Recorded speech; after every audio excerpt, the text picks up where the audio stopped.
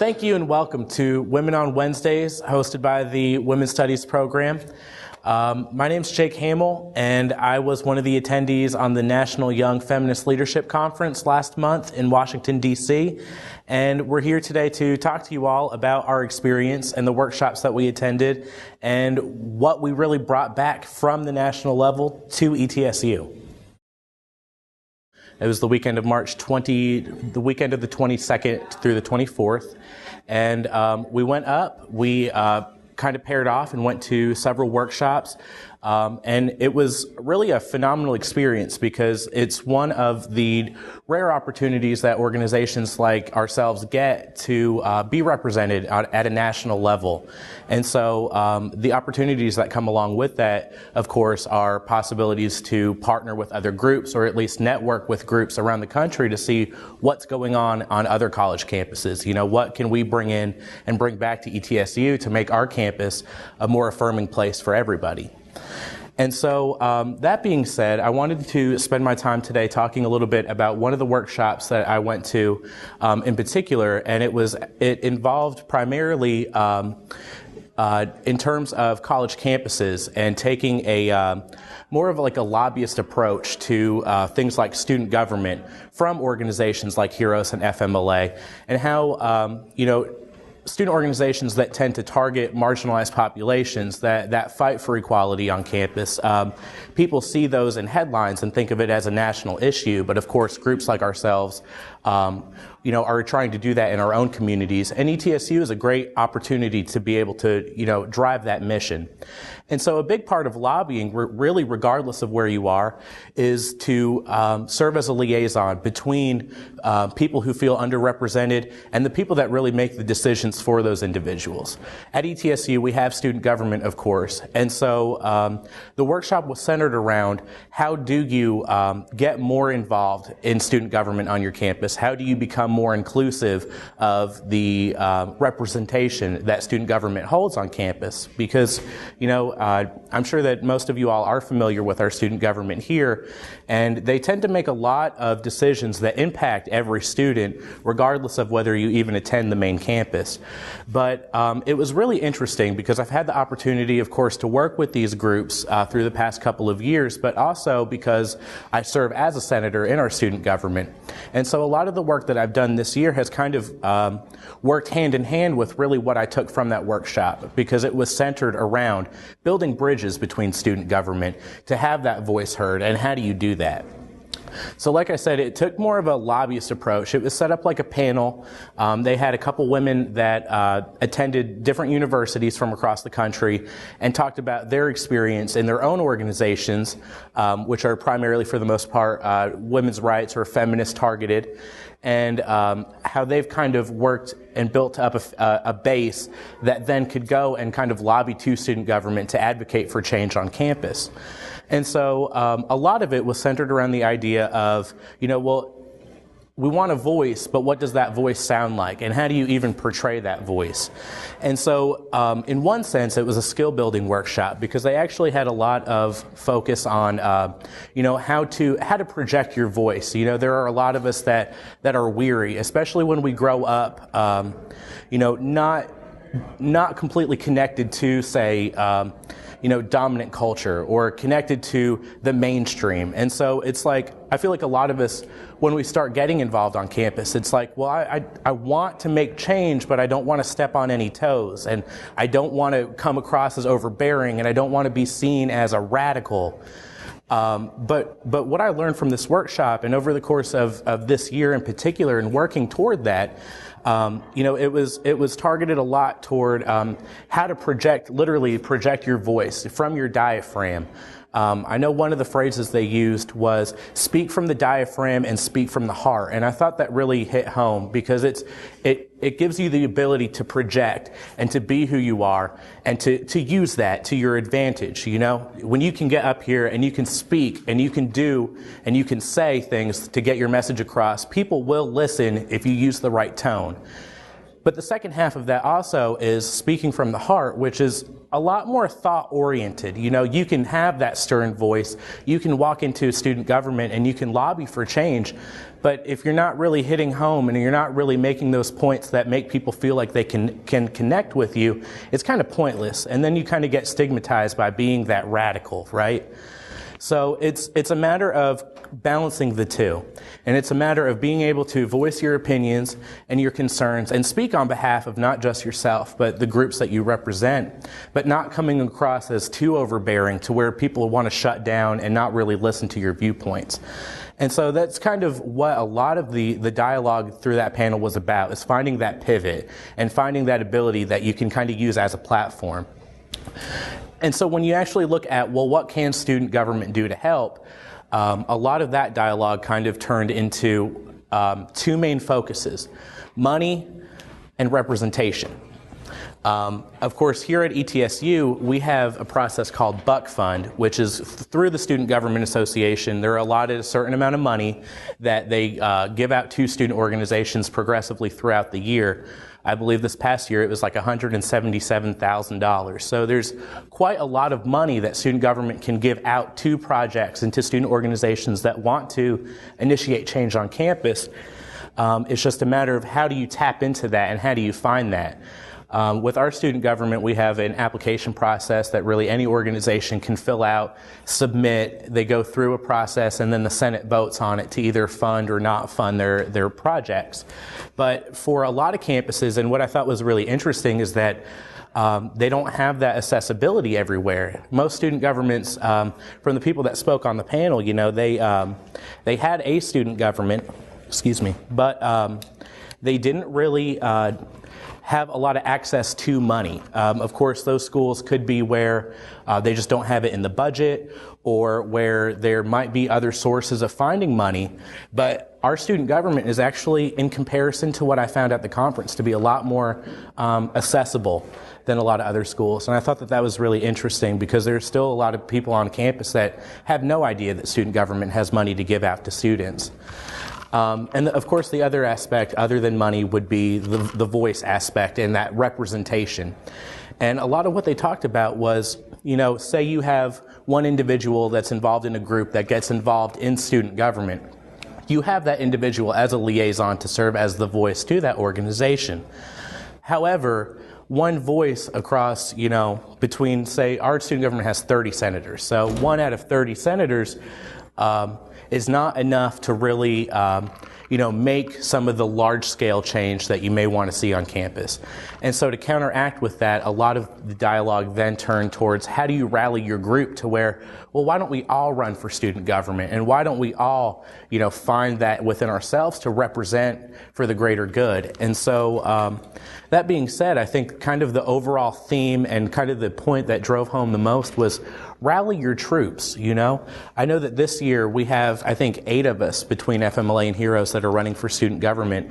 And I think that's phenomenal. And that's really how organizations on campus implement change, especially at a university level, is through having multiple students that will rise up to the occasion and attempt to get involved in student government for the greater good of all students. Any questions before we move on? Okay. I'll now turn it over to Jeremiah Fitch, who'll talk about his program. My name's Jeremiah, and I went to Fighting the Gender Binary, and it was a seminar on how to include people who are non-gender conforming to society. And some of the stuff that they presented was try to get resident life involved, look for a transgendered 101 course, have the sources to give others about gender expressions, even sit down with your Greek life, LGBT groups, anything and everything, and educate them on trans issues. Get them more involved. Ask the residents of your halls what are their preferred pronouns. Question cisgendered individuals. Call them out so they can learn. Ask them questions such as, when did you realize you were a man or a woman? Have you ever experienced violence in restrooms. They also talked about having cisgender privileges that we don't even think about while regarding our everyday life. And they gave us a website to actually look up some common questions that you wouldn't even think of.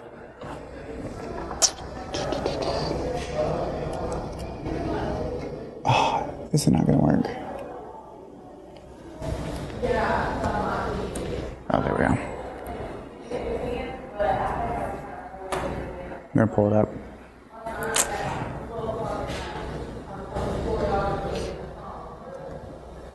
This is called Unlocking the Invisible Bathroom. And some of the questions that you could ask yourself: I can introduce myself to a group of strangers without having to explain my preferred pronouns. I don't have to deal with people asking me about my genitalia as though it's their business. I can be certain that my professors will call me on my preferred name and pronouns. And another one is, I can, if I wish, to arrange to be in the company of people of my gender identity most of the time. And that was just some of them. It continues to go on.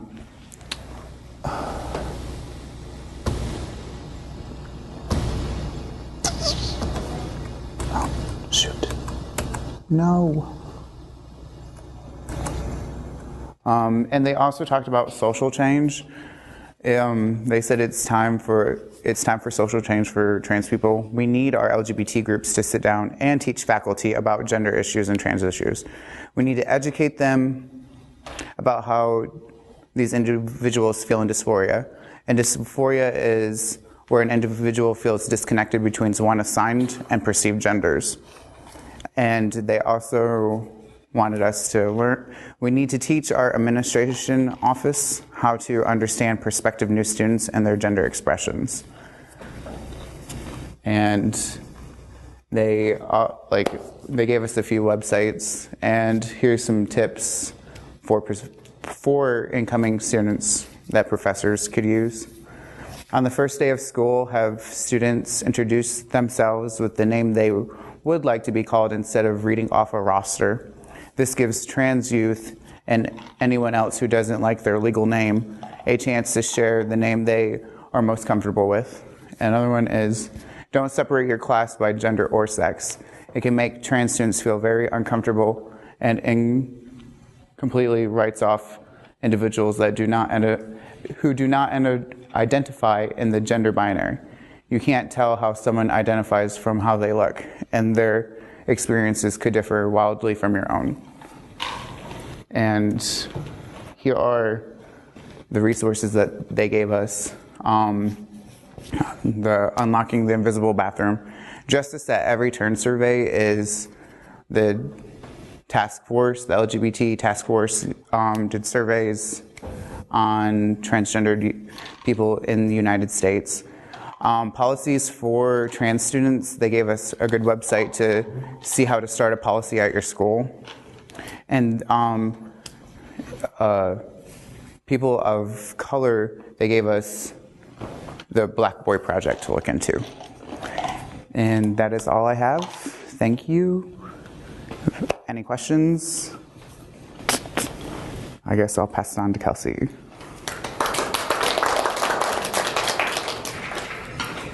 My name's Kelsey, and I went to a workshop on the wages and benefit gap between men and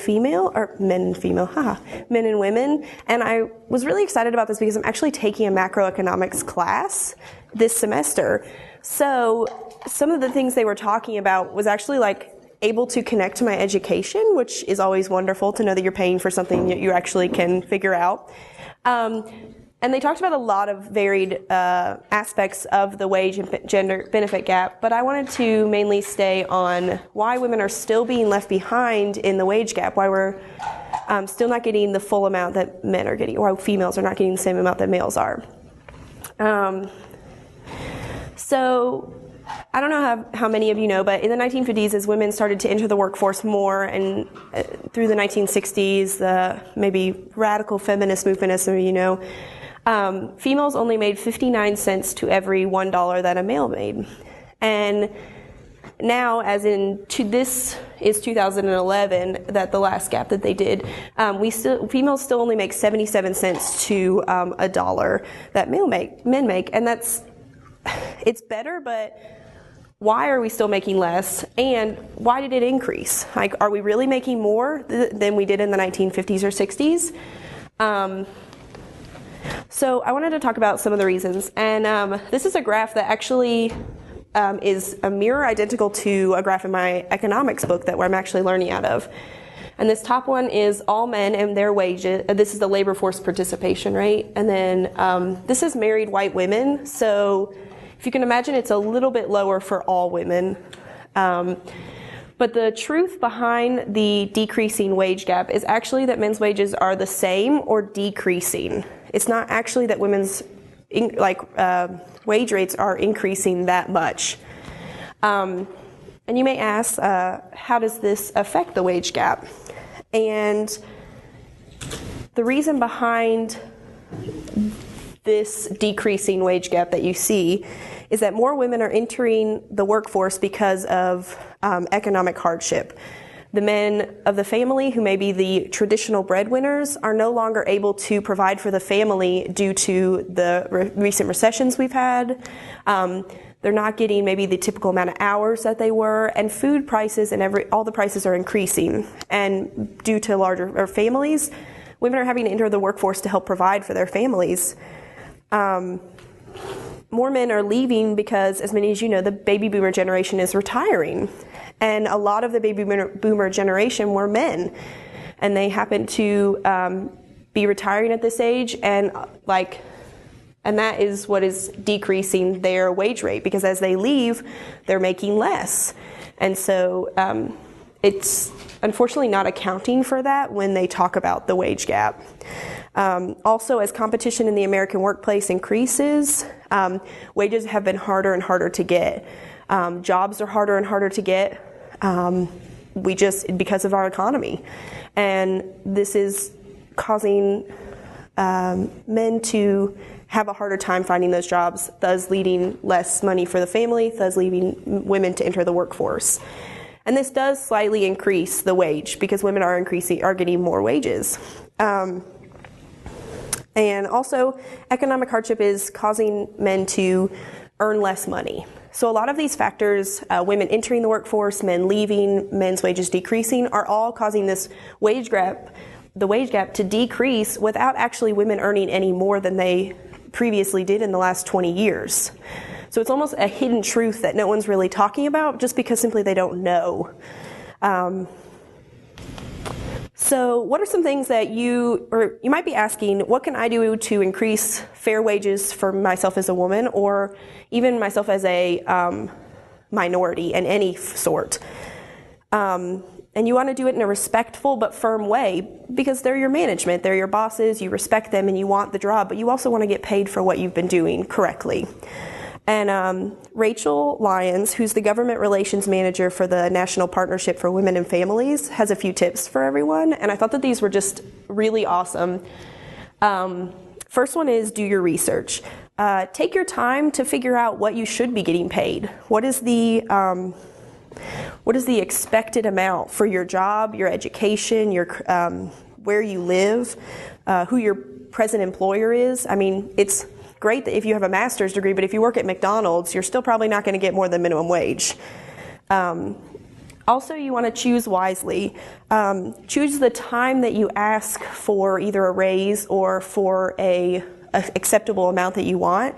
Maybe after a successful month at work, or after you've completed a big project. Things like this that help you make you look good. Also, don't be afraid to ask. You need to be honest with yourself. Like, if you are a good employee and you are dependent, then ask for it. Use your strengths and let the management know of them. You don't have to be cocky to be confident and to let them know. And last, negotiate. Ask a fair price that you've decided on. if they lowball you, then, which is asking less, in case you didn't know, then maybe a lot less than what you've said, that's okay. That's part of business. That's part of how it's going to work. Don't be intimidated by that. You need to push forward. If you're worth it and you deserve it, then push for that and negotiate. Maybe start out a little higher so that you have some room to go down. These are all some excellent issues that you can, or excellent ways that you can work on decreasing the wage gap by simply just like you as an individual and using it in a way that isn't a hidden or untruthful way that they're using graphs to confuse people. So it was a really awesome panel that I went to. I don't know if you know, that's who I quoted who gave the tips. Terry O'Neill, who's the president of the National Women Organization, which is, some of you may know, is a huge, wonderful organization. She spoke on a lot of wonderful issues. Some of the beginning ones, she's actually very economically charged, which I wasn't aware of, and super friendly, which is always great. And they had a lot of other things to talk about, but it was just so much that they talked about, and just such a wonderful panel. So I really appreciate everyone who let me go to the conference. So that is all for me. Is there any questions? Did everyone understand the graphs and everything? They were kind of confusing, and I didn't want to take too much time on them either. Yay, thank you so much. I appreciate it. Hi, I'm Maddie. As you all know, I went to the National Young Feminist Leadership Conference in DC with some of these wonderful people here. The workshop that I attended that I'll be speaking about today is organizing feminist presence on campus. And I thought it was a really interesting workshop because it really put in perspective, a lot of the things that I can do around my campus to make feminism more a part of everyone's lives, make it more, with FMLA, we do a lot of, things. We do a lot of tabling, we do a lot of different events that, spread our name around and make people more aware of feminism. But what can we do to make it more prominent on our campus? Something I recommend that they mentioned was to know your campus, first of all. Really know what's going on campus. What are the issues that are really prominent on campus? Is there a problem with, rape on campus? Yes, there is. People don't talk about it, but you need to know that so that you can organize campaigns to make that more aware to people. Navigating your campus. Know your funding. Know what money is available to you to use on campus to get these, projects started. And don't be afraid to ask for money. The money is there for you to use in your organizations. So don't be afraid to ask for more than you need either, but don't ask for too much. Find ways to cut budgets, fundraise if you can. There are lots of different great fundraisers. You can always do bake sales or yard sales even. People want to buy your stuff. Not a lot of people have money right now. So, selling your own clothes, that's a great way to raise money.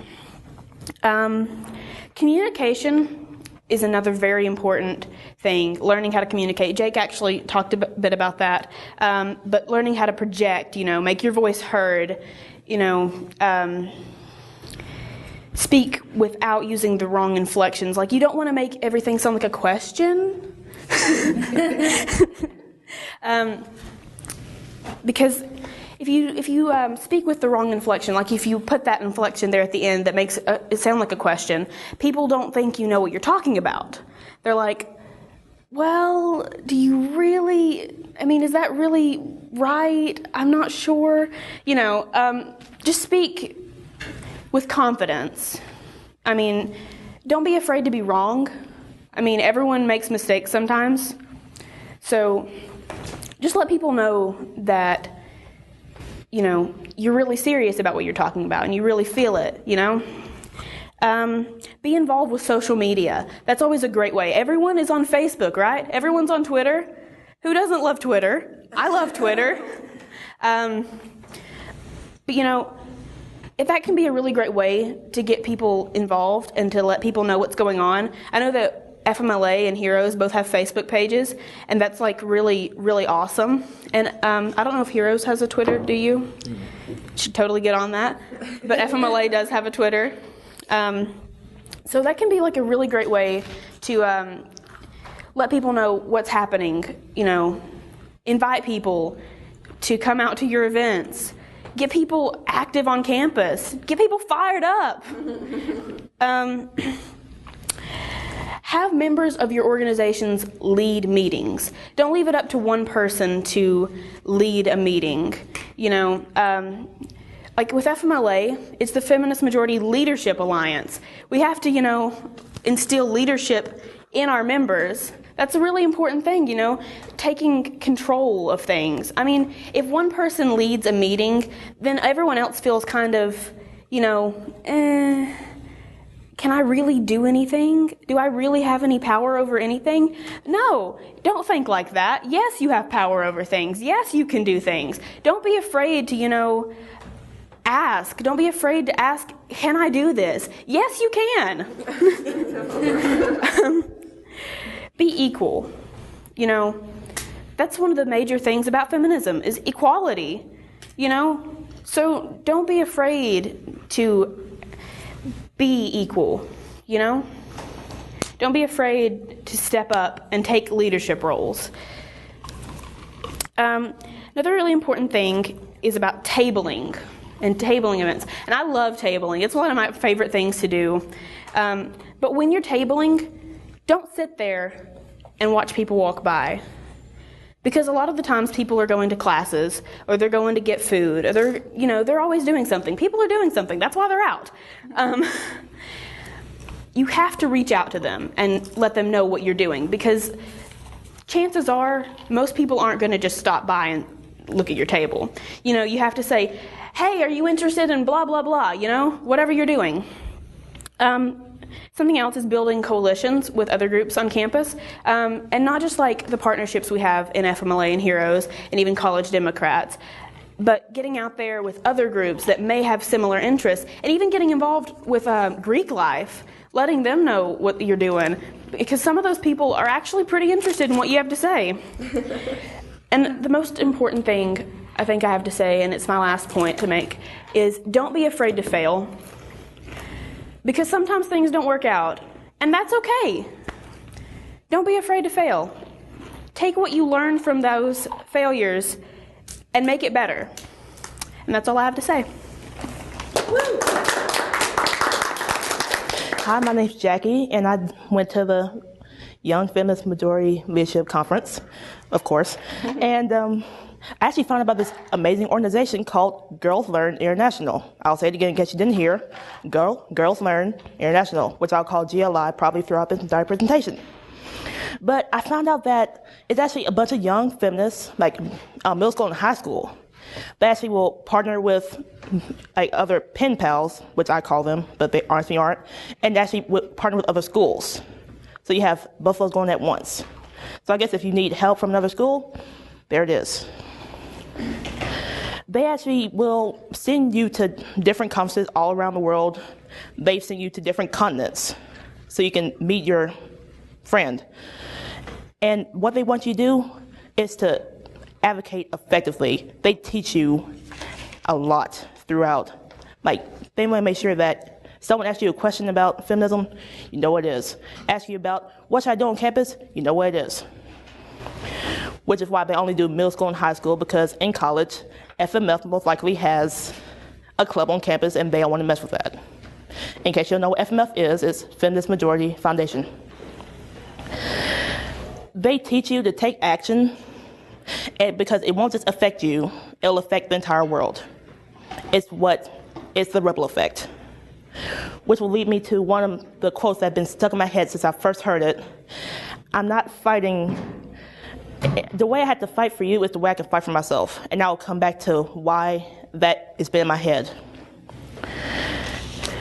Having to find your own voice, especially in this male-dominated world where women shouldn't have a say because, in biblical times, women were nothing but just property. it's the most difficult thing a woman can do. It's the most difficult thing a man can do is to fight for a woman. And surprisingly, the girls' leadership, no, not girls' leadership, Girls Learn International actually wants to bring men in. Like, they encourage men to be in there. They actually want to change the name to Boys and Girls Learn International. Hopefully that'll happen within a year. They make you fight the barriers that students face every day. They make it such a safe place, like FMLA does, like Heroes does. They like to partner up. They love to just spread the word a lot, which is why I have to talk about this amazing story I heard where it was Mary Kim, who's actually like the president of the GLI at her school. She went, I believe, to the Middle East. And her host sister, which is what I'll call her driver refused to shake her hand because she was a woman. And her host sister yelled at him for a good 30 minutes. And Mary Kim kept saying, no, it's fine, I get it. We're not in America, he doesn't have to shake my hand. And then she said, me fighting for you is the way I can fight for myself. Hearing that, and then hearing the reaction, and then hearing how Mary Kim took that back to her school and made such, not a ruckus, because that would sound very anti-feminist, but just the biggest ripple in the world to make a bunch of people start going to the meetings made me realize there's a lot more I can really do. There's a lot more that I think everyone can do. Because fighting for someone else makes you also fight for yourself too. Just one thing that they teach is you fight. You don't fight the giant battles if you don't have to. You don't have to fight the extremely tiny battles if it's not for you. But if you fight for something so tiny, it will eventually go worldwide. You have to fight until equal change is right there.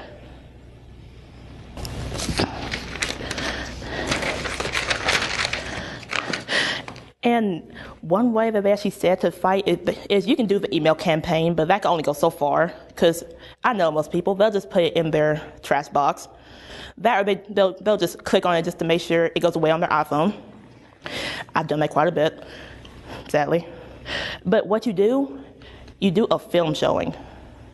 You spread that everywhere on campus. You make flyers put on every inch, and then just show a film. I'm sure the Feminist Majority Foundation would love to give you a film to just show, because they want to get that point across that it's not just one person can't do it all. It's everyone together, which is what the foundation is all about. It's scary that I actually just found this out. Like, girls are actually being trafficked, like in the human trafficking, sex trafficking, all that, while they're even at home.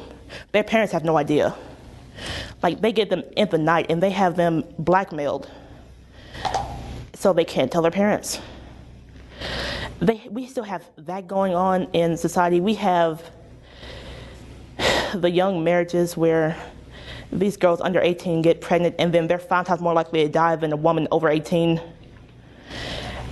All because of what we know as a male-dominated society that's what women are there for. They're there to make babies. They're there to make the man look good. It shouldn't be that way. It should be the woman always has a choice. The choice has always been there. We just haven't all seen it yet. That's the way it always works. It was there back in the 50s, back before even blacks had their time. It's there now. We just need to go get it. So one thing you can do to make sure that the young feminists in your lives, the young women and men in your lives can start to find that bond with the Girls Learn International is to actually just try to get them involved. Like, you can get one started at their middle school or high school, surprisingly. I just not found out about that. It doesn't have to be your sister, it doesn't have to be your brother, it doesn't even have to be your niece and nephew. It could just be a close friend's child.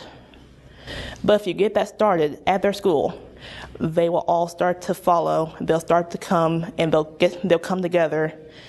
And then, for all we know, that generation will be the one to change the entire world. Bottom line is, if you support them early, which is what Girls Learn International does, by maybe the next 50 years, when they're up there, the world could be a completely different place. All right, thank you. Okay, I actually, the first 2 sessions I went to, no one else went to, so I wasn't sure which one to speak about, but I really learned the most in my 3rd session, so I'm kind of going to try and do a brief overview of all the ones I went to. Although honestly, I really think I enjoyed the opening General Assemblies on both day the most, and I feel like I learned the most from them, because in the General Assemblies, it would be a wide range of topics, and it felt a lot more inclusive, because I kind of, got the sessions no one wanted to go to, but still definitely learned a lot. And the first one I went to was on extremist threats facing abortion clinics today, which I have worked as a clinic escort in Knoxville, so I knew some of that, but then there were interesting things I learned that was crazy. Like, okay, if you're escorting someone into a clinic, you have to stand like this with your hands facing them, because if you stand like this, if a protester hits your arm, they could say you hit them and sue you, and that's apparently a thing that happens all the time. And so learning about all the threats that are being faced, that reminded me of why I'm doing this work, why I'm dedicating my life to helping women, why, just a reminder of everything women have gone through, especially in terms of abortion, because that's one of the things I care about so much, and it's what encouraged me to definitely continue doing projects like the 1 in 3 campaign on this campus. And I learned really great things, about how Kansas is finally reopening an abortion clinic last week, finally, because they haven't had one in a while due to Dr. Tiller being shot in his church. Kind of ironic, actually. So that was the first one, and it was talking about different ways to escort someone into a clinic, how to be supportive, and just learning about the different threats you have to worry about, like how anti-choicers, there's so many websites in different states that'll list everyone who works in an abortion clinic, like their name, their phone number, their address, where their children go to school, so you can harass their children. So that was terrifying, but also really hopeful to learn about all the different ways people are trying to help abortion clinics. The second one I went to was on different legislation in different states facing abortion clinics. And that was it was overwhelming, because in pretty much every state there are negative legislation against abortion clinics happening. But also, Tennessee, of all the southern states, probably has the least amount of anti-abortion legislation. So yay, Tennessee, I guess. Not as bad as others. But even really, really progressive states that I would never imagine having these issues, like Oregon and Washington coming up soon, they're going to be having trap bills and things like that, which a trap bill is targeting... Sorry, I'm so out of it today. I just got out of class. But they're ones that target actual abortion clinic providers and go through all these regulations so that the clinic can't even stay open. Like, your janitor's closet must be this many feet wide or you can't exist. Things like that. And because of what I learned in these first 2 sessions, I gave an Abortion 101 session at FMLA a few weeks ago. Some of you were there. And... so mainly it was focusing on specific state legislation.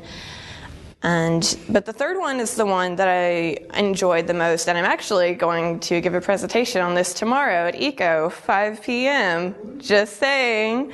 And that was the ecofeminism session, which I knew a fair amount about ecofeminism, but I didn't know as much about what organizations are working on it and what's being done, and some different correlations I hadn't actually thought about. Like, I had no idea that Sierra Club had a whole branch dedicated to family planning and overpopulation, and I'm like, that was really great because now I'm going to try and work on getting an internship there. I've been emailing someone there, so that's something I really gained from that one. And one of the things that it talked about is how, of course, women are specifically targeted with really harmful chemicals in makeup and animal testing and all that, and how the average American man uses 9 personal care products a day, but the average American woman uses 15. So that's 6 more harmful products being put into her body, and the reason that women feel a need to have so many personal care products that are possibly toxic is because of how society uses fear as a weapon to poison women, basically. And it also talked about how even more specifically women of color are targeted with really dangerous, scary skin lightening creams and hair relaxers, and they were going through like all the different toxins in those, and I don't really know. I mean, I'm a women's studies major. I don't know a whole lot about science, so it got pretty tricky at that point. But it made me want to learn a lot more about it. It made me want to do more research on my personal products, because I don't use products that are tested on animals, but I don't think about the chemicals in them at all, because it also invokes a lot of classism in that the products with the most terrible chemicals, the most harmful, they're the cheapest products. They're the products that women who can't afford as much use, because it's so great if you can use products like Urban Decay that are just really great and vegan and not harmful chemicals. But I mean, who's got $30 for an eyeshadow this big? So that was really interesting. And I loved seeing how these groups were coming together, because there were specifically environmental groups and specifically just like women's issues groups working together and working towards that future. And I loved that. I loved seeing that. And, sorry. It made me realize that I always thought, like, my first year college, that I really only wanted to work on very specific women's issues, like abortion. And then when I go to panels like that on ecofeminism, it's like, actually, I kind of want to work on everything and fight for everything. Is that possible? And so that really, it gave me a lot of hope that I can do everything and work on every issue, seeing how these groups were coming together. And I went to 2 conferences in March, and so both, like, one was an entirely environmental conference, so tying together some of what I learned with that was what I learned in ecofeminism, like relating how you would learn just general environmental harm and relating that to feminism, tying those together was really great, like about how 80% of federal funds for transportation are spent on highways, while only 20% are spent on mass transit. And that not only harms, the environment, and that they were spending more time on highways and cars, but also it affects people in inner cities and lower classes who can't, get to work because they have to spend $5 one way to work on mass transit, which really adds up. And I was actually really happy at how packed the ecofeminism one was, because I've at previous environmental conferences, usually the ones that have to do with like feminism or vegetarian and how that relates to social justice, there's always like 3 people in there, but the ecofeminism one, that was packed. And I think that's the thing that I learned the most out of the 3 sessions I went to, is to be hopeful about the future, because that's something that's really difficult for me personally, is spending all of my time reading about 50 news articles a day on this is what's being done to women and this and this and this, and by the way, racism is everywhere every second of the day. Here you go. Try and get through your day in a positive way. So going to these conferences and seeing all of these amazing people doing this amazing work, these groups working together, and all these hopeful things being done, it's really uplifting, and you need that. You can't do this work and not have things like that, because it'll just tear you apart. And the second day General Assembly in the beginning, I was kind of tired. I was drifting in and out at one point, because the General Assemblies, they went on forever. They were really enjoyable, but they went on forever. And then at one point I heard this one quote, and it said, human rights are not a Western issue. And I love that they included that. And I love that they were talking about that, because that is a complaint people have with feminism. It's that it only focuses on Western issues. And the whole idea of the white savior complex of like, oh, we're going to go into your country and help you, and basically modern day colonialism. Like, I love that they talked about that. I loved that in this conference they were willing to admit the faults in feminism and how they're working towards that. All of it was just incredibly hopeful. And that is what I learned the most from this. And seeing my little FMLA members learning so much and being so excited and getting all this leadership, it was a really positive experience for me, like mentally, emotionally, and just everything I learned. It was great. But yeah, like I said, I just got out of class, so that was pretty scrambled. But I just had an exam on gender, so I shouldn't be this scrambled. So yeah, that's my sad presentation. And my question is to everyone. One of the things I loved the stories that you told, the little Jackie. I loved your points that you made in 1, 2, 3. This, do this, do this, do this, do this. I'm sitting here writing. I've got like all of your 8 points, Maddie, written down. These are all the things to do. I loved your PowerPoint that you brought, and there's just such rich information, particularly like the teacher tips. I mean, of course, I'm an English major, so I like that alliteration, but I like the teacher tips. So I'm wondering if this campus is still a kind of chilly climate, whether we're talking about eco stuff, or we're talking about feminism, or we're talking about LGBT. I mean, there's just so many race, religion. So if y'all were putting together like a teacher tip workshop, tips for teachers, how to make this campus warmer and more embracing of everyone that's here, everyone around the table, what tips would you teach? Well, I didn't go, but I've noticed that a lot more people, like, everybody's so busy and everybody's walking by everybody and they're just kind of gloomy, even teachers. What my best way, if I have a really good day, usually when I pass everybody, I'm like, hey, hi, how are you doing? Even if I don't know you, walking on the sidewalk, one person could be having a really, really, really bad day and just be down in the dumps. And your smile and you're like, hey, how are you doing? Can change their day dramatically. I've seen it happen. So I feel like we, as a campus organization, ECO, FMLA, and HERO, need to show our members, hey, if you give just somebody a smile, it can improve their day, faculty and students. I feel one thing that really helps is when teachers support student organizations like ours and encourage them to go to events that are really educational.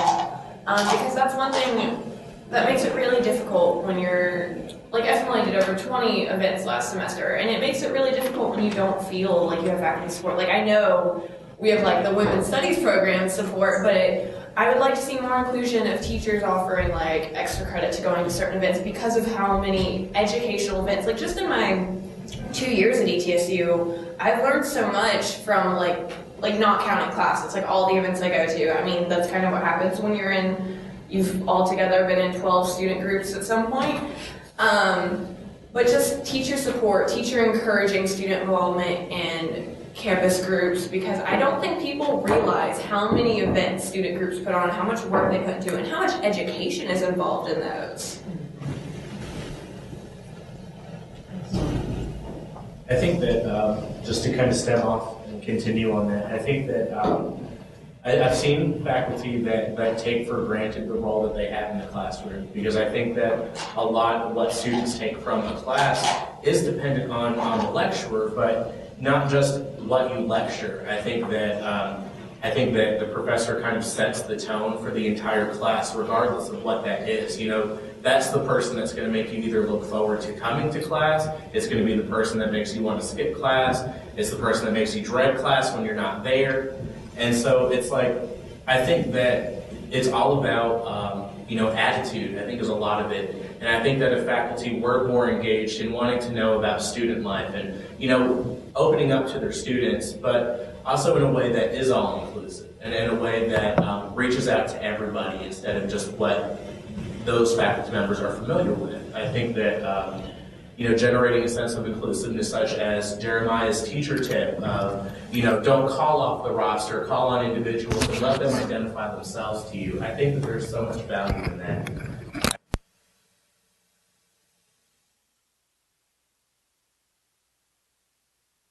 I think that making those students still feel like they're individuals and that they're still, able to define their own identity, I think is really valuable. I think that goes a long way. Can you place this on the table? Just center of the table.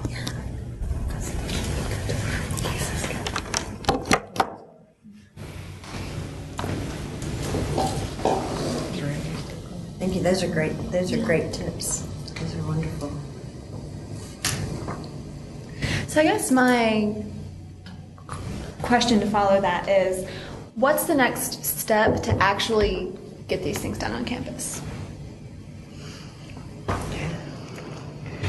I feel like it's impossible to sustain campus groups when it's just like the cabinet members or one person doing every event. So I feel like the most important thing to keep this going and to get this implemented is to have all members of the group taking charge and doing events and coming up with ideas and making sure members are comfortable and they know, like, if you want an event, do it. What do you need? We will support you. And I feel like that's really how you continue this on campus. Because if you have one person doing everything, when that person graduates, oh well.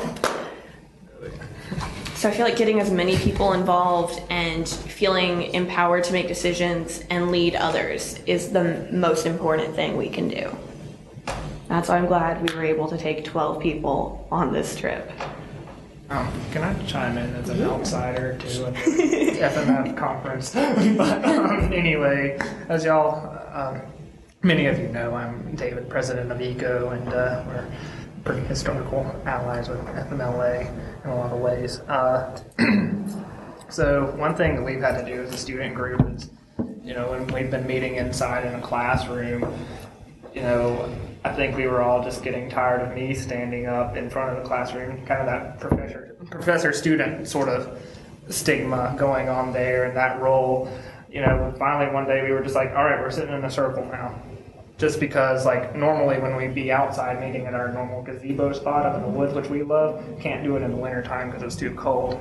We have to meet in a classroom. So we noticed a dramatic shift in how the meetings were operated when I was standing up front, standing up, and everybody else was sitting down. And I was the supreme leader in charge all of a sudden, instead of just one of the members. Even though, sure, I'm president, but when I was just in that circle, I was just among everyone else. And it was just easier for me and everybody else to have more of an open dialogue.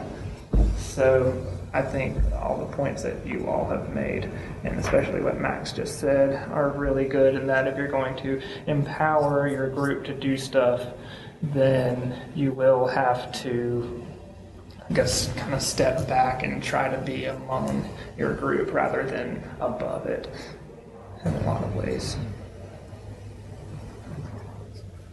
I think that leading by example is always great, and I think that to follow up and also continue that dialogue, I think that we've heard the terms instilling leadership or empowering your members quite a bit, and I think that that's really one of the foundations of initiating change, especially at a campus level, or I guess really at any level. But I will give a shout out to FMLA in particular, because out of any group that I've been involved in on campus, FMLA's members are just, every single member in FMLA is dedicated to the mission, and they know the mission, and they know the drive, and everyone's passionate about that. I know in my experience with Heroes, it's a little bit different, because a lot of those people are there to, it's kind of a weird dichotomy, because a lot of our members are there to get involved and be active, but then a lot of our members are also there to just kind of like try to find community, and I think that it's a struggle in itself, and I think that's kind of just nature of the community in general. But FMLA, it's not overwhelming. It's just so empowering to walk in and see, FMLA probably has I would say about 15 regular members, that are just so dedicated. Heroes, at one point we had 75 people in a classroom, but when it comes to things like, we need volunteers for tabling, we have to call on FMLA to actually recruit the volunteers for us because everyone just cares so much. And I think that's really how it happens, is trying to pass that on and give everybody a piece of the pie and make them feel like, yeah, I can do that. My organization needs me to do that. And I think that that's just a really powerful way to give back. And Jake's right about FMLA. I mean, I'm a regular member at FMLA, and I think the leadership of Max and Randy has helped me to reach out more and do more on campus, because the first half of the first semester I was here, I was like, I just want to go to class, get it over with, you know what I mean? But when I joined FMLA, seeing how everybody got together and everybody knew what they wanted to do and what goals they wanted to reach. And if you want to do something, all you have to do is go say, hey, Max, I need to do this, I want to do this. And Max will lead you in the right direction. I think a leader that can lead you in the right direction to your own individual goals is a very key aspect of how FMLA works. Because if you want to do anything, the group is behind you 110%. I'm going to cry, y'all. This is exactly what I want to hear in life. I think just being friends with other groups too, just having that friendship with FMLA and Heroes and ECO and whatever else it be, college Democrats, even maybe college Republicans sometimes. I don't know. Sometimes. But anyway, but you know what I'm saying. I'm just just having that partnership and just being like, hey, you want to come to Earth Day? Do you want to come to Civility Week? Do you want to help us out with this? Hey, we've got this conference coming up. Y'all are more than welcome to sign up to. You want to come to our thing, we'll totally come to yours. And, I'd like to come to FMLA meetings to at least just let you all know what we're doing. Yeah. And it's just a nice feeling to have that support, because I remember last September I was at University of Central Florida. It's the second largest campus in the country in terms of student body, not in terms of size. It's weird though, because the ETSU definitely has 100 more clubs than them, because they just have general progressive group that's all under the college Democrats thing, where it's we've got the women's part of this and the environmental part of this. And I love that ETSU has these individual groups where it's still kind of connected in that supportive way, but that we have enough people on this campus who care enough to have individual groups for that, and enough people who want to take charge and lead these groups. I think that's really incredible. And it's not all the same people in each group. Mm-hmm. Which, hey, if all the same people want to be in every group, that would be glorious. But I think having that independent you can only do so perspective in each group and not overburdening the same 5 people. Yeah, I wouldn't mind being president of every group ever. I remember this time. Yeah. I think a lot of students take for granted the amount of opportunity that we have as students to collaborate. I think that progressive groups as a whole, I don't feel like we do get lumped together because we are standalone. But when it comes time to, any kind of event, our ability to partner with one another and partner and kind of reach out to other organizations, there's just a plethora of opportunity to grow that way. And that's really, in terms of event planning or anything, it's necessary. It's a necessity to kind of branch out and work with other groups to kind of fuel that drive. But I think it's a beautiful thing. I don't know if all of you all know who Norma Honecker is, but she is the preacher of how there is no hierarchy of oppression. And it's just, I think that at a base level is very prevalent within a lot of the groups on campus that work together and recognize that all of our causes are essentially one and the same. They look different, but it's the same, system of oppression that we're trying to fight. And I think that is awesome. This is East Tennessee. You don't see that in Tennessee much at all. And so the opportunities that we have to kind of put an initiative behind that is just amazing for this campus. Yeah, and I'd like to say that FMLA's drastic growth over the past year is just due to me, but a large part of it is because of partnering with groups like Heroes and ECO and College Democrats, and them being like a student going to one and being like, oh, I really like this, and seeing other members and going to that. Like, when we did LGBTQ History Month with Heroes, we got a lot of members from doing that, and that's awesome. It's awesome that we have people who care so much that they want to be involved in so many things, and it's that partnership I feel like is vital and extremely helpful in a lot of ways people don't realize. Something that I want to mention is part of getting people to come to your events and getting out there and getting your name out there. Advertising is really, really important, but realistically, not everyone is going to stop and read your flyers. So simple things as just like plugging your events in class can be really helpful in getting people to come out to your events and attend. Like, just recently, Jeremiah actually plugged the Straight Answers for Gay Questions and the drag bingo event that we had. When was that? It was a couple weeks ago. 1 or 2 weeks ago. 1 or 2 weeks ago. When was years ago. But I don't know about you guys, but I saw a lot of people that don't come to Heroes or FMLA or anything at those events. I saw strangers. I saw people that I've never seen before, and I think that's really awesome. And I think that just simple things like, asking your professors, hey, can I mention this, and letting them know that you're interested and you're involved. I think that's a really great way to get people to be interested in your events and to come out to your events and maybe even get more membership for your organizations. And I think that one thing that we really haven't touched on that I think is also really vital in terms of partnering and networking is not just student support, but also faculty, staff, program, department support. And I think that's kind of, as we develop kind of this strong student base, I think that it's really important to recognize people like you, Dr. Thompson, and Veronica, of course, that, the amount of accessibility that the Women's Studies program has given us to actually kind of fuel a lot of our events and our programs and stuff. And I think in looking at, being proactive toward those next steps and where do we go from here, I think a lot of that is looking at, what other, programs or departments on campus would be willing to help on that collaborative process and kind of, be the thread that kind of holds that cloth together and branching that out into more than just students and more than just 1 or 2 areas, I think part of being inclusive is going out and seeking inclusion from other people. So I think that's kind of, in terms of where do we go from here, I think that's really vital too. Yeah, I mean, Dr. Kopp in sociology, she sent out an email yesterday to all of her students about this event.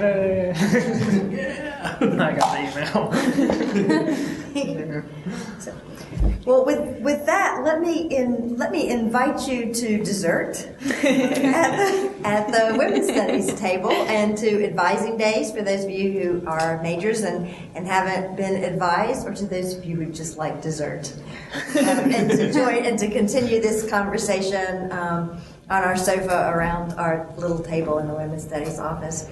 I thank all of you for your wonderful presentations and your PowerPoints and the stories that you've brought back and the tips.